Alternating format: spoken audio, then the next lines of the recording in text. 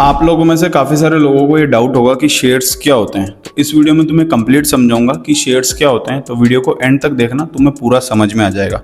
तो shares basically company की ownership का एक हिस्सा होता है। मतलब जब भी आप किसी कंपनी के शेयर्स को खरीदते हो तो आप उस कंपनी के को ओनर बन जाते हो। इसे मैं इजी लैंग्वेज में समझा देता हूँ। जैसे कि कोई XYZ करके कंपनी है, लोग मिलकर उस कंपनी में पैसा लगाते हैं। पैसा लगाने के लिए कंपनी अपने शेयर्स जारी करती है और लोग उन शेयर्स को खरीदते हैं।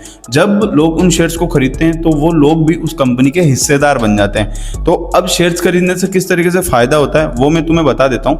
कि मान लो आपने किसी कंपनी का शेयर खरीदा, तो जैसे जैसे उस कंपनी की ग्रोथ बढ़ती है ना, आपके उस शेयर की वैल्यू भी बढ़ती है और आपको उसका मुनाफा होता है। उसके साथ में कंपनी हाल में प्रॉफिट कमाती है। उस हिसाब से आपके जो इन्वेस्ट किए गए पैसे ना, उन पे भी आपको कंपनी प्रॉफिट देती है, जिसे अपन डिविडेंड बोलते हैं। उसके अलावा आपको ओनरशिप का मौका मिलता है कंपनी में। मान लो आपने किसी भी कंपनी का कोई भी शेयर खरीदा, तो आप भी उस कंपनी के ओनर की कैटेगरी में आ जाओगे, को ओनर आप उसके बन जाओगे। तो शेयर्स खरीदना आपको वेल्थ क्रिएशन करने का भी एक काफी अच्छा मौका देता है। देखो एक एग्जांपल मैं तुम्हें समझा देता हूं कि मान लो एप्पल कंपनी ने अपने कुल बिजनेस को बढ़ाने के लिए 100 शेयर्स में बांट रखा है, ठीक है। अब आप उसका एक शेयर भी खरीद लेते हो तो आप उस कंपनी के 1% के हिस्सेदार बन जाते हो। तो ये होती है एक शेयर की पावर।